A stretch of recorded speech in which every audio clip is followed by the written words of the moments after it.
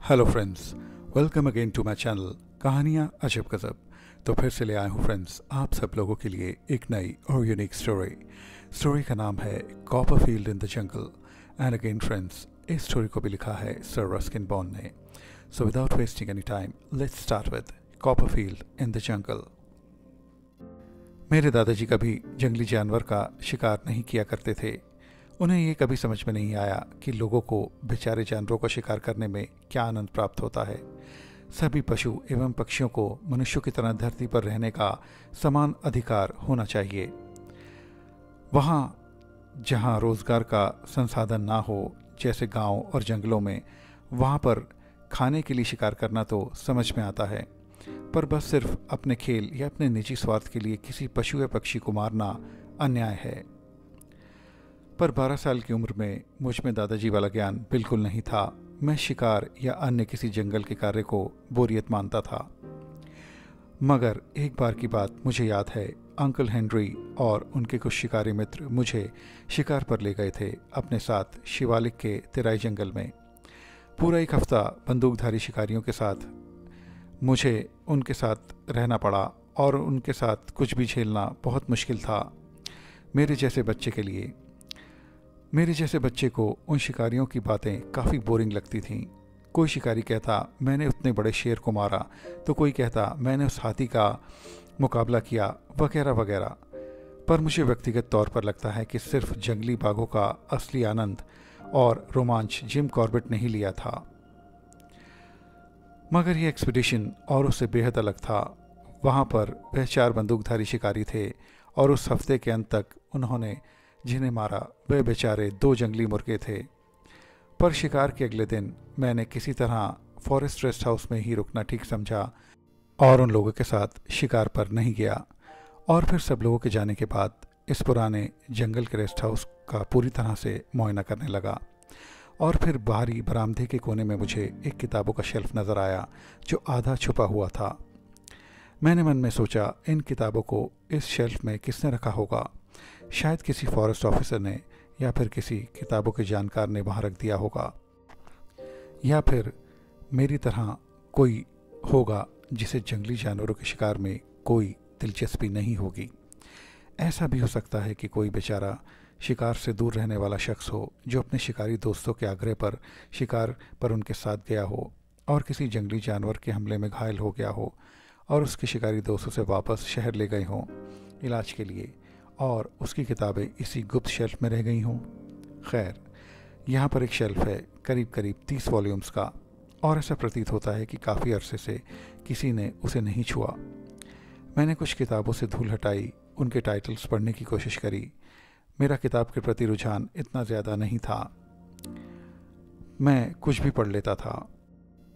उस दिन मैंने फॉरेस्ट रेस्ट हाउस में एक लेखक जिसका नाम पीची वुडहाउस था, उनकी लव अमंग द चिकन्स की कहानी पढ़ी, और मैं पढ़ता ही रहा जब तक कि जंगल से बाकी शिकारी वापस नहीं आ गए अपनी खाली बंदूकें और बेकार बहानों के साथ। तब तक मैंने M.R. जेम्स की ghost stories of an antiquary पढ़ना शुरू कर दिया। उनकी कहानियों ने आज तक मेरा रुझान बनाया हुआ है इन भूतहा कहानियों में। इन कहानियों ने मुझे घोस्ट स्टोरीज में पूरी रात जगा कर रखा, तब तक जब तक केरोसिन लैंप का तेल ख़त्म नहीं हो गया।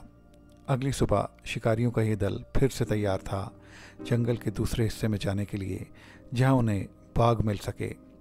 उन्होंने जंगल के पास के गांव से लोग बुलाए ताकि वो ढोल बजा बजा कर शेर को उनकी तरफ खदेड़ें, और उनके ढोल की आवाज़ मुझे काफ़ी वक्त तक सुनाई देती रही, मगर ये आवाज़ें मुझे किताब पढ़ने से रोक नहीं पाईं।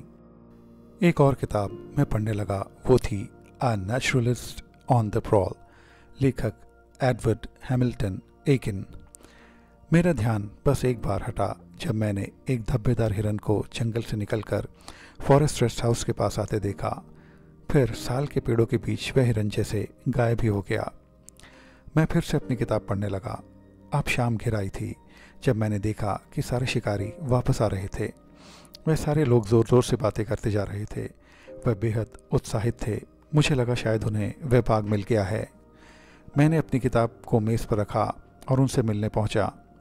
मैंने अंकल हेनरी को देखते ही पूछा, क्या आपने उस बाघ का शिकार कर लिया? उन्होंने तपाक से कहा, अरे नहीं नहीं, हम कल फिर से उसके पीछे जाएंगे, मगर तुम्हें हमारे साथ चलना चाहिए था। बहुत अच्छा रहता, तुम बेहद रोमांचित महसूस करते। और देखो, हमने एक धब्बेदार हिरन को भी देखा। अब बस 3 ही दिन बचे थे। मैं पूरी किताबों को पढ़ भी नहीं पाया था। तब फिर मैंने बहुत सी किताबों में से एक किताब चुनी, डेविड कॉपरफील्ड। मैंने एफआरएच के बरामदे में एक आरामदायक कुर्सी पर बैठकर उस किताब का मज़ा लेने के बारे में सोचा और फिर वह किताब पढ़ने लगा। यह कहना गलत नहीं होगा कि डेविड कॉपरफील्ड ने मेरी मुलाकात लिटरेचर से कराई, मगर अगले दिन एक घटना घटी जिसने मेरे किताब पढ़ने पर कुछ देर के लिए विराम लगा दिया। मैंने कई दिनों से देखा था कि आवारा कुत्ते जो चौकीदार, फॉरेस्ट गार्ड और गांव वालों के थे, वो हमेशा इस फॉरेस्ट रेस्ट हाउस के बाहर घूमते रहते थे कि कोई खाने की चीज़ उन्हें मिल जाए। असली के जंगली जानवरों का यहाँ आना कम ही होता था। और फिर एक तेज़ चीख मुझे सुनाई दी। मैंने देखा एक बड़ा तेंदुआ एक आवारा कुत्ते को अपने जबड़े में दबाकर जंगल की तरफ जा रहा है। ऐसा लगा कि उन गांव वालों ने जो ढोल बजाए थे उससे वह इस फॉरेस्ट रेस्ट हाउस की तरफ आ गया था, या फिर वह शिकारियों के दल के फॉरेस्ट रेस्ट हाउस से जाने का इंतज़ार करता रहा और बस इन कुत्तों के झुंड को अकेला देखकर हमला किया। और फिर यहाँ पर कोई था ही नहीं। वह कुत्ता चंद सेकंड्स में ही मर गया था। वह तेंदुओं से लेकर जंगल में उछल हो गया। अब कुछ नहीं हो सकता था, इसलिए मैं वापस डेविड कॉपरफील्ड की किताब पढ़ने लगा। काफ़ी देर शाम में शिकारी वापस लौटे। वह धूल से भरे, पसीने में लिपटे और काफ़ी निराश दिखाई दिए। अगले दिन हमें शहर वापस जाना था और बाकी शिकारियों के पास कुछ भी नहीं था करने के लिए। और फिर वो कहने लगे, अब इस जंगल में शिकार के लिए कोई जानवर नहीं है। उनमें से एक बड़े और मशहूर शिकारी ने कहा, मैंने इसी जंगल में 2 आदमखोर शेर और एक हमलावर मगरमच्छ को मारा है। पर अब यहाँ का मौसम कुछ खास नहीं है। कई महीनों तक कोई बारिश भी नहीं होगी। पर मैंने एक तेंदुआ देखा आज सुबह, मैंने पूरे विश्वास के साथ कहा, पर किसी ने मेरी बात को गंभीरता से नहीं लिया। उन सब ने मेरी किताबों की तरफ एक नज़र घुमाई और फिर एक शिकारी ने कहा, अरे युवा कॉपरफील्ड, तुमने एक तेंदुआ देखा? हा हा हा। यह बेहद उत्सुक और अतरंगी सोच वाला लड़का है, अंकल हेनरी बोले। यह सब ज़्यादा कहानियाँ पढ़ने से होता है, एक शिकारी ने कहा। देखो बच्चे, जब तुम अपने घर से बाहर निकलकर जंगल की तरफ जाते हो तब तुम्हें तेंदुआ दिखने के आसार होते हैं, यहाँ पर फॉरेस्ट रेस्ट हाउस में बैठे बैठे नहीं। मैं फिर जल्द ही बिस्तर की ओर चला गया और उन सभी शिकारियों को उनकी शिकार की कहानियों के साथ छोड़ दिया, जिनमें गैंडे, चीते, भालू इत्यादि ही थे। अगले दिन कैंप हटा दिया गया और हम सब लोग अपने अपने रास्ते चले गए। मैं और अंकल हेनरी साथ में और बाकी शिकारी अपनी अपनी राह पकड़कर कहीं और, जहां वो जाना चाहते थे।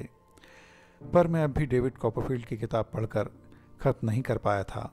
मुझे नहीं पता कि ना जाने कितने सालों से वह किताब इस शेल्फ में धूल खा रही थी। वह और धूल न खाए, इसलिए मैंने उसे अपने साथ ले लिया था। वह किताब अब भी मेरे पास है, मुझे बताने के लिए कि मैं एक शिकारी के रूप में असफल था, मगर मुझे एक लेखक का जीवन मिल चुका था। तो फ्रेंड्स, ये थी story Copperfield in the jungle. ये स्टोरी आपको कैसी लगी प्लीज़ कमेंट करके ज़रूर बताएं। मेरे चैनल को लाइक, शेयर और सब्सक्राइब ज़रूर करें और बेल आइकन प्रेस करना भी ना भूलें। फ्रेंड्स, अब आप सब लोग महज सब्सक्राइबर्स नहीं, फैमिली हैं, तो इसी तरह से देखते रहिए कहानियाँ अजब गजब, स्टोरीज फॉरएवर। तो मिलते हैं आप सब लोगों से मेरे अगले इंटरेस्टिंग वीडियो में। तब तक के लिए बाय बाय।